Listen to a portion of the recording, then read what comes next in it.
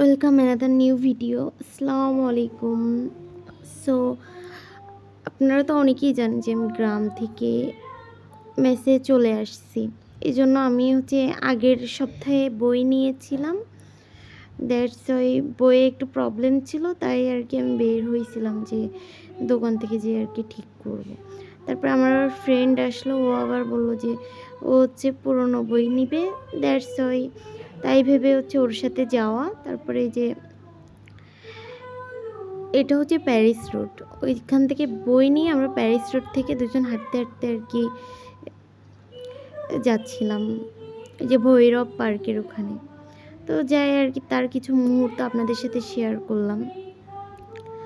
মানুষ আসলে এত কথা বলে, আজকে মানুষের কথা শুনতে শুনতে আমি আজকে এই পর্যন্ত আসছি।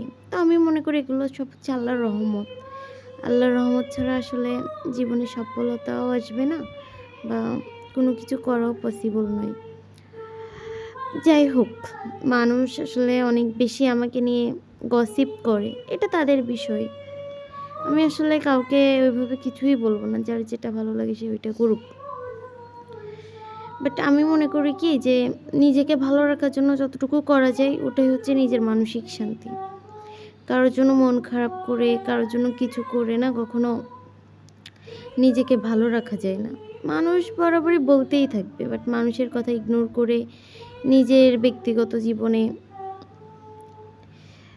থাকা উচিত। কারণ মানুষ সবসময় মনে করেন সমালোচনা করবে, এটা হচ্ছে মানুষের কাজ।